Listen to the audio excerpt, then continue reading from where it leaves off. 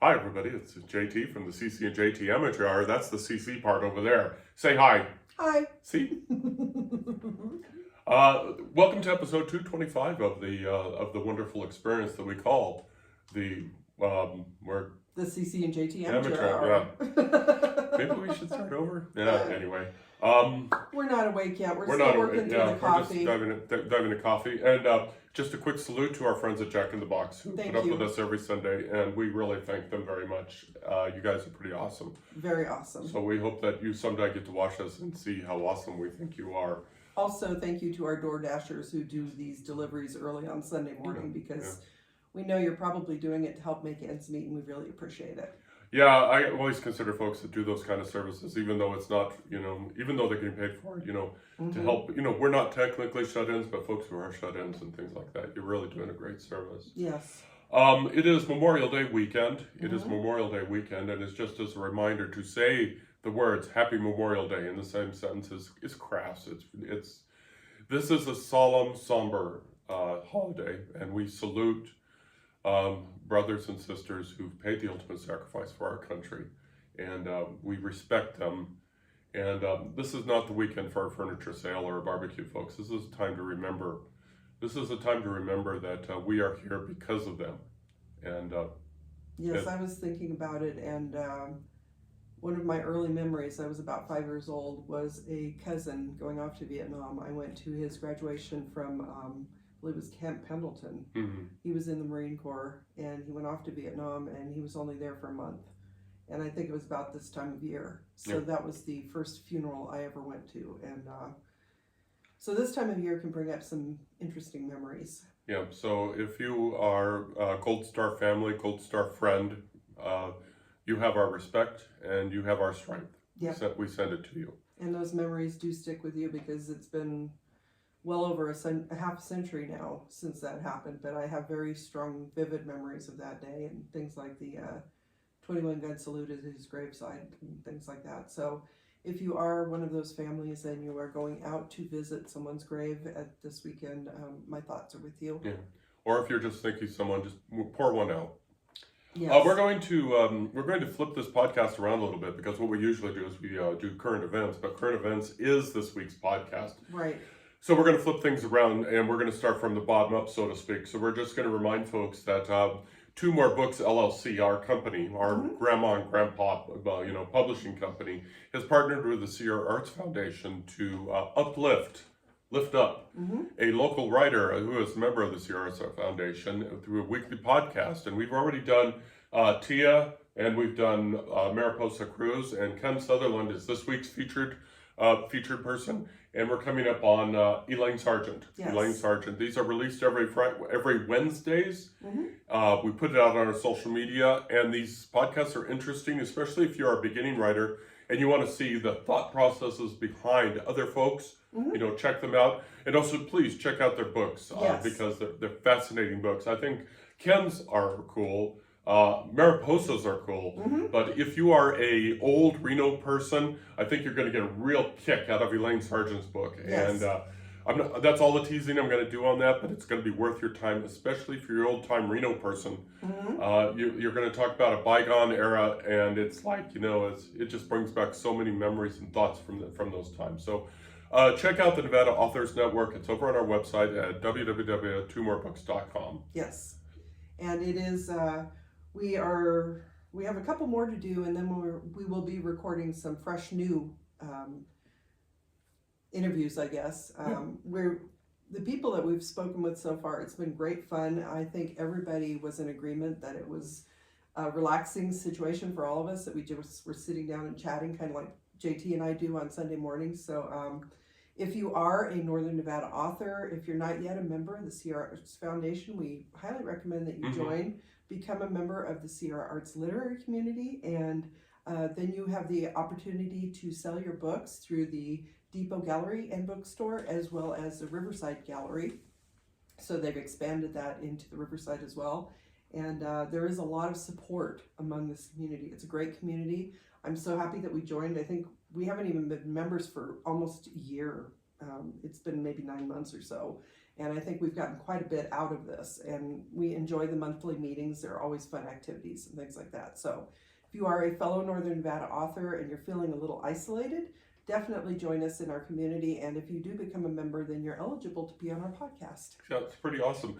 I also, by the way, we also get pinged by writers from time to time saying, hey, can we be on your podcast? And, we have the 2 podcasts.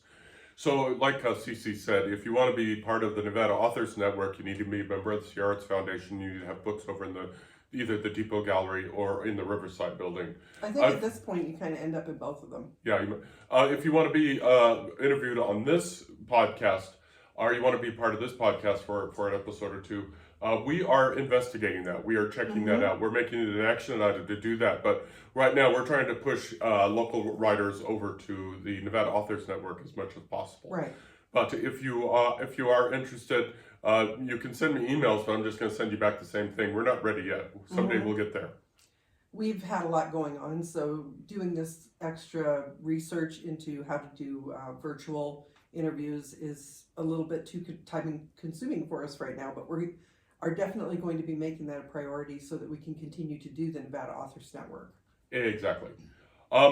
If you want to meet us in person, we've got a couple of book signings coming up. Yay! We've got a couple of book signings coming up next month, actually, starting next month, and in June and July, 1 week apart.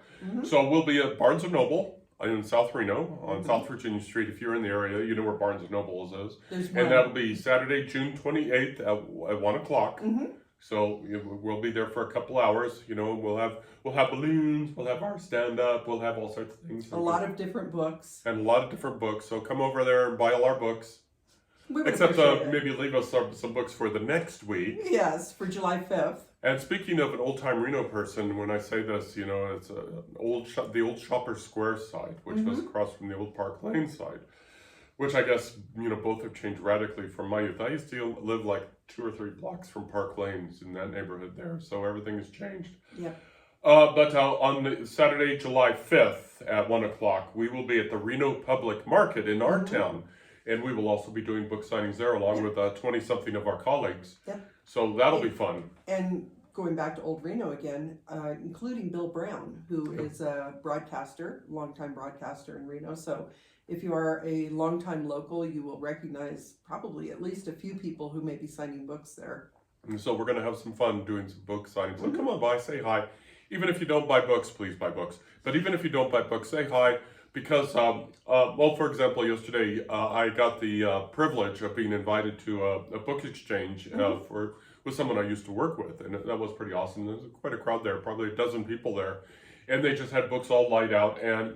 Excuse me. Yeah, I'm a writer. who needs an editor? Hi, Teri. I'm probably going to make the picture that I took from that together because I thought that picture turned out really nice. And I'm probably going to make it the header of that. But, people are asking questions about books. And, I met a fellow member of the Northern Nevada Writers thing from Facebook. And so that was all very cool.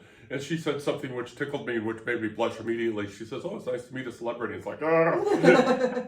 Well, also the picture that you mentioned, and you just mentioned Teri. Yeah. One of the books that was prominent in the picture was the book written by Teri Case called Tiger Drive, which is kind of how the two of you started interacting with each other. Yeah. So life is a small, circle, I guess. And even though there are so many people on this planet, the chances that you're going to run into somebody you know from somewhere are pretty high, surprisingly. Yeah. What I found fascinating about Tiger Drive is because I read the ebook version. I've never owned the book paperback, and when I picked it up, it's a hefty piece of paper there. It's a pretty thing, and it never occurred to me because when you're electronic, it just scroll. Never think about it. Well, that's why when we expanded into doing our own paperbacks, it was such a different experience because we had been just publishing ebooks, and it's like, oh, well, that's okay. We put the file out there, big whoop. But when you get one of these things in your hands and feel the heft of it, it's a totally different experience. Yeah, Zoe, for example, Zoe, if you pick up Zoe, which is, right over there, is just, it's like, it's wow. a chunk. It's your compilations, you've got the Tucci Chronicles and the Emma Parks CPS compilations. Yeah. And those are both, let's see, Tucci Chronicles is 2 books in one, and Emma Parks is 3 books in one. So you get a hefty chunk of a book there. Yeah. It's a door stopper. So I took all these proofs to the exchange because we can't sell them, but we can give them away. And CC very thoughtfully put stickers in there saying, "Hey, if you got this book for free, Please leave a review. Leave a review." And it's like, and it's like I was talking to somebody else and I said, the Tootsie Chronicles is not safe for work. And I say, hold on, before you grab that, you should know that one's not safe for work. And she says, "Oh, my wife's going to love that." It is graphic in both sexual and violent content. So it is, I'm not into that kind of book, and I did enjoy it. And it's not just because I'm biased and enjoy JT's writing, but I felt like it was a well done book. And the character growth and development across the two books was worthwhile. Yeah. Someday we'll even talk about why I did that. So we got some things going on here, and actually, one more. I just want to randomly mention one thing that happened yesterday, which you went out to do your little book exchange. I wasn't sure what to do because I tried to do a little social media post every day, and I did take about a week off while I wasn't feeling well. Yesterday, I posted a question out to fellow independent authors, and I asked how many of you are 60 years of age or older. And I put it across all the platforms, but on Threads, surprisingly, the last time I checked, I had 170 something comments on that post, which is viral for me. And the range of people are talking about, I started publishing young and I'm still publishing into my 60s, or I'm, about to retire and I'm still working, but I'm also writing, or I just retired and I'm writing. People in their 80s who are publishing books. So the excitement I felt at getting that feedback I've been feeling a little, lonely, I guess, because it is a very solo thing to do. And even among our local writers, getting that group together, some of them are a bit younger than we are, but finding out how many people are still writing and publishing and self-publishing the 60s, 70s, and 80s, it's just been inspirational. So just a shout out to anybody who's our age or older, or even if you're close to our age, and whether or not you're still working or you have just retired, the fact that we're following our dreams like this, I think it's exciting for all of us. Yeah. And actually connecting with other people like that, really, it was touching. I think also that's probably going to be next week's podcast. I think that's what we'll do. We'll take screenshots of some of the more inspiring voices. Mm-hmm. And of course, we'll block out the senders out of respect, because and then we'll just post some of these in both in the blog post and the video, so people can see that, hey, you're only as old as you think you are. And, when I look at the calendar and as CC said, 60 something, it's like I don't feel. My body feels that, but but my brain, the mind. Yeah, it's strange. So maybe we should do that for the next podcast and send out some inspiring messages, because we're going to need an inspiring podcast after this podcast. Well, and it is, like I said, it was heartwarming. It actually, I think it fed me in a way, which I think the book exchange did for you yesterday, getting out and actually interacting with people, kind of like-minded people. So. If you are feeling lonely, like I mentioned before, if you're in Northern Nevada, definitely join the Sierra Arts Foundation, but look for your people wherever you are, because sometimes we just need that validation. We need to talk to somebody who's going through the same types of experiences. And if you can find people in your own age group, because a lot of the social media writers are younger, which makes sense because, some of us older people don't use social media that much, and finding so many people on Threads was amazing. The other ones, no traction at all. And you were mentioning that you're not really fond of Threads, but I actually kind of like it. I've enjoyed my interactions on there. So, that's probably something, I guess it's a good marketing lesson too, that definitely each social media platform is different, and you have to kind of figure out which one works best for you. Oh yeah, absolutely. But for me, Blue Sky is my writer, because it's like somehow I got placed on some groups. And my starter followership, packs. Starter packs, and I got 2,200 followers, and I don't even know how that happened. See, I was included in starter packs, and I didn't get that many followers. So it depends on the person as well. So each person interacts with each different platform differently. Okay, we'll make that a future podcast. We don't want to go too far down this black hole, but that's interesting stuff. But I just wanted to shout out fellow writers who are our age or older, because I assume that we were kind of outliers, but apparently not. Yeah, no, apparently not. And we should say that we should have been warned, because when we do go to the literary There thing, are, it yes. certainly is a demographic. Yeah, there is quite a range of people. Like we talked about the old Reno crowd that we know, that we kind of have grown along with, but then there are a lot of up and coming younger people. So it's definitely a broad spectrum of people who write, and that's great. Yeah, and just before we go into our main topic, I just want to say that when we do go to these groups, and there are young folks there, and I can't believe I'm saying this, but I'm 3 times as old as the Yeah. drinking age. At least. Do your math. But it's when the young kids are there, and we're talking kids in their 20s and 30s. It's like a ray of sunshine. Oh yeah. It's really different. So it feels good. Well, actually, at one of our most recent meetings, we met the daughter of one of the writers who was in her teens, and I asked her if she writes things, and she was talking about, I think she mentioned fan fiction, and I said, well, don't feel ashamed of that, because I did a lot of fan fiction writing too. It's a good way to practice, and people love reading it. So and that is yet another podcast, because I could talk about fan fiction being a gateway to quote unquote real professional writing. I want to be careful, but because there is passion about fan fiction, and you have to be careful about what you say, because you can instantly push buttons there. And I mean, no disrespect at all. No. I mean, no disrespect. One of my favorite books, The Martian, which I'm not going to go too far, started out as fan fiction for NASA. And, it just grew from there. And now the guy is a multi-million published author and well-renowned. So you got to be careful when you express your respect for fan fiction, because people have... It is real writing. It is real. It's real money, and it's a real experience. It's real writing. Yep.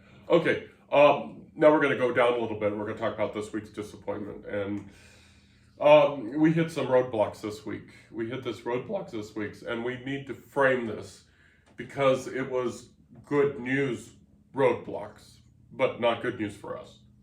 Well, and that's something I've been thinking about. I should have tempered my expectations going into this, because we both knew we've already adjusted our schedule based on, us being a little bit too... And let's be specific. What kind of schedule? Our production schedule. Our publishing schedule. So we had already adjusted our publishing schedule because we were being a little bit too... Optimistic, yes. And there are a lot of outside forces at play, because we do hire out things like cover art and editing services and things like that. And you do need to be aware that the schedule, up to this point, the schedule for JT has worked really well, and things have gone pretty smoothly and have fit in pretty much with the timeline. However, it appears our editorial service has gotten popular. Yeah. And their schedule is pretty booked up. So I was at the point of the process going into the proofing where I felt, oh, hey, yeah, it's going to come out next month on my birthday. And guess what? No. Nope. It's going to be 3 to 5 weeks before they can fit it in. And that's wonderful. Yeah. And we just want to say this. We're not complaining. No. No, we're happy for Red Adept. We're happy that they are, getting the success they deserve. Hopefully, maybe a couple people watch this podcast, because we mention them frequently for good reason. And so maybe we inadvertently drummed up some business, and as an outcome of that, it not only affected your book, but affected my book. And so her, your, we call it codename VCR, Virginia City Romance, was going to come out on your birthday, which is a month from tomorrow. Oops. Hey, I got to remember that her birthday is a month from tomorrow. Not a big deal. And in the past, Red Adept have been able to turn things around relatively quick as they and we've gotten comfortable with that. And then when you sent it in for the proofing and got the email saying that it was scheduled for about the time of your birthday, it's like, and there go the breaks. We started the editing process a couple months ago. Yeah, months ago. And it went through the beta read, and then it went through the line copy edit part. And like I said, it's going into proofing now, which in the past, JT has said, oh yeah, they'll turn it around like that. And then when I got the email back saying, okay, it'll be 3 to 5 weeks, and then there will be a week, once they start proofing it, it will take a week to get the proofing done. Based on it's a week for every 60,000 words. So mine's coming in around 55,000.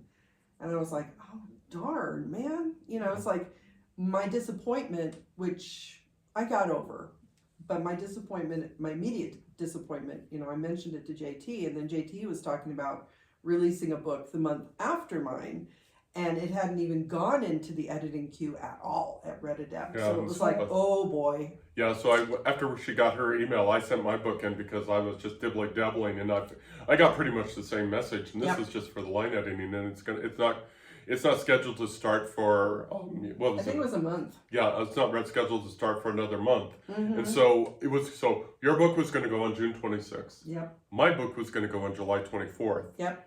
And in the olden days, that would have happened, but now it's like we're going to have to slip everything a month because of reality. So now you're going to be taking up my birthday. Right. And I'm going to be taking up someday in August. Late August, I think. Yeah, so August 22nd, I think. Something like that. Something Somewhere like later that. in the month. And the thing is, there could still be more delays because, even I think in traditional publishing, when you set a production date, there has to be some wiggle room because there can always be last minute problems. So, but we do have wiggle room in our overall for sure. schedule because we hadn't planned to release anything.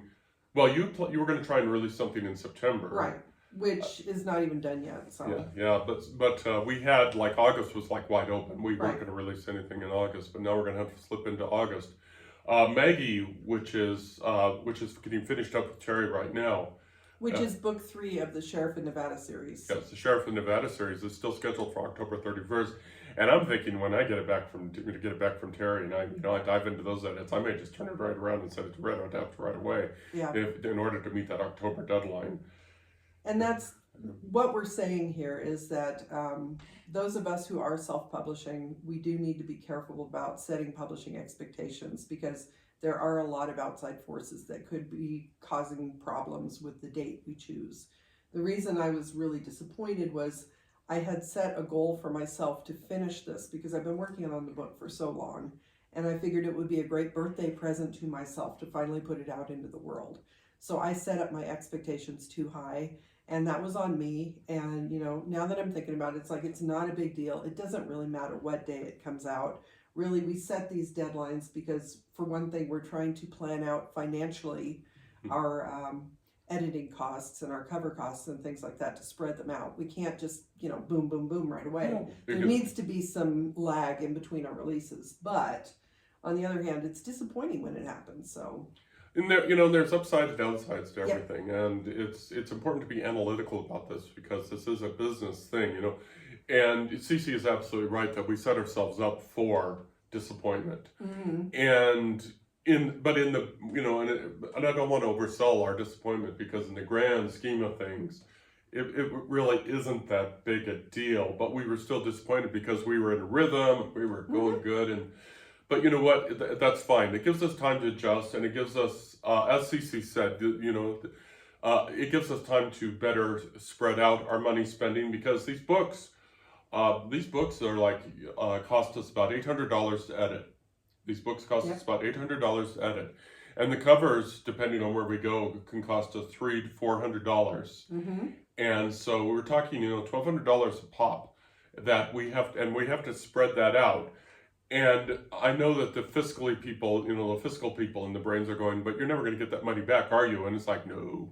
Well, someday we hope to at least come close to breaking even. Who knows? There's always the possibility, and I think that's one of the things that's in the back of our mind, that one of our books could take off. Right. If that happens, we could earn it back and more, and that money would go back into editing future books. We're looking at making a sustainable publishing company because we like to put books out there and we hope people enjoy them. So, yes, we're kind of in it for the money because it does hopefully, or may someday hopefully, augment our pension. But who knows? That we're not counting on that for sure. But we're hoping to find a readership because we believe in our stories, or else we wouldn't do all this to put them out into the world. So, it is not all about money, but putting them out there is all about money because unless we just don't edit them and we throw on some kind of really bland cover, this needs to be done. And we appreciate everybody who puts all the work into creating our covers. And, we've been looking at the third cover for Serving Salvation Book 3, and JT's in the process of getting that finalized. And the fact that these are going to make a really cool triptych, there's something really exciting about that process of, this, I don't know how much this actually fits in with what you imagined your cover would look like, but I think these are stunning covers and really cool. Yeah, but and it's worth the cost and the time to get the covers done professionally. And you said it exactly. We're in it for the money, but we really aren't. Right. Yeah, we know that we're spending gobs of money on something that may or may not come back on us. We're hoping that it does. We're hoping that what these are is just piece of paper in a bottle, and we keep throwing it in the ocean, and maybe someday somebody will open it up and go crazy. But the flip side is we're going to be spending the money on something. Right. And so why not spend something that is creative, that gets out there and hopefully improves people's days? Mm-hmm. So, just what the heck. So basically, the gist of this podcast is that be careful about setting yourself up when you are self-publishing, when you are independent publishing, that you do put in some wiggle room when you're planning when to. I mean, at this point, I'm thinking it's probably best to really not set a publishing date until we're further along in the editing process. But JT has got so many books just sitting waiting to go out right now because he's been prolific. I have planned books going out that are not completed that I want to get out in a succession as a series, and I'm hoping that there's not too much lag in between each book so that it kind of generates the excitement and maybe people will read through as they're coming out. But that may never happen. So really, it's all on us and our expectations, and our disappointment is on us because we should have known better. Yeah, we should have known better. And so, and I'm curious, mainstream, it's probably, I don't know, is it different in the mainstream world? I don't know. In traditional publishing? Traditional publishing, I'm sure that traditional publishers have had to slip books for various reasons, because I know they look a lot more at what dates are good for publishing, because when something comes out from a major publishing house, they do know which dates are optimal for their releases. Mm-hmm. And they know that maybe one genre might do better than another at a certain time of year. The summer beach read, for example, or you're looking at holiday books coming out in time for Christmas. So they have very specific calendars in place, and they have hundreds and thousands of releases where they've had the experience of putting them out, and they know what works best for them. We're still in the test phase. Nothing is taken off at any point of the year for us. So really, it doesn't matter when we release them, because over time, we're hoping people will find them in the future. Mm-hmm. So when we release them is really, as long as they're out there, it doesn't matter when they came out. In the future, we won't care about that. Yeah. In traditional publishing, I think that's a different ballgame, because they're looking at, we want to get this book out. We want it to make a big hit right away. We want it to hit, for example, the New York Times bestseller list, which I think both New York Times and USA Today, you need to sell 10,000 copies within a week, and it has to be across a variety of platforms. If you are coming out from a big name publishing house and maybe you are a big name author, that's not that hard to do. Yeah. Someone like us, it is possible, but not probable. Yeah. So it's out there. We could do it, if you get enough pre-sales, and the pre-sales, when they come out on the day of publication, if you have 10,000 pre-sales, you could hit a list, but it has to be across different platforms. So, it still doesn't matter when that is, as long as it's out there. Yeah. So in this podcast, we've come up with, so stuff that we know, but we've also made assumptions and things like that. So as always, if you hear something in our podcast, we would sure love if you would push back and let us know what we got right or what we got wrong, because we literally are a grandma, grandpa, two-person publishing company. We've got our catalog, and we've got our company, and we've got our 2 podcasts, and so we're doing the best we can with what we got. But if there's something that you think that we could, improve on, or if we've made an incorrect assumption out of it, we could use all the help we can get. We could use all the help we can get.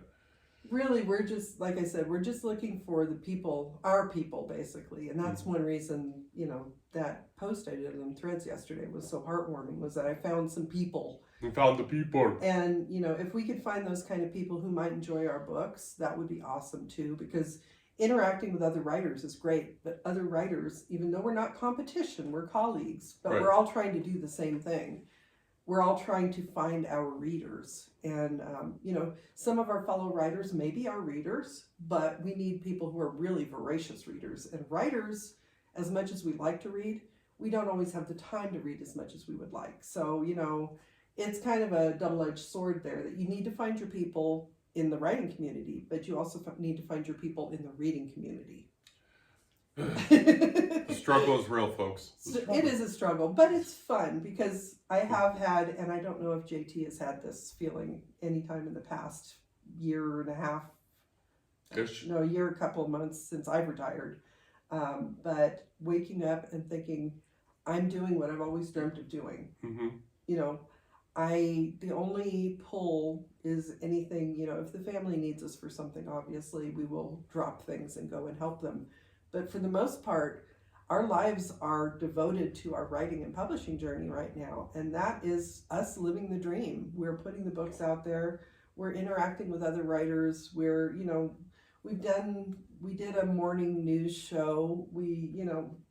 Thinking about all the things that we've accomplished in the last year, our podcast won an award, so we're in a good place. No, we're not selling as many books as we'd like, but we're still putting them out there. And I think, that in itself is a big success. Yeah, be careful what you wish for, folks. You might get it.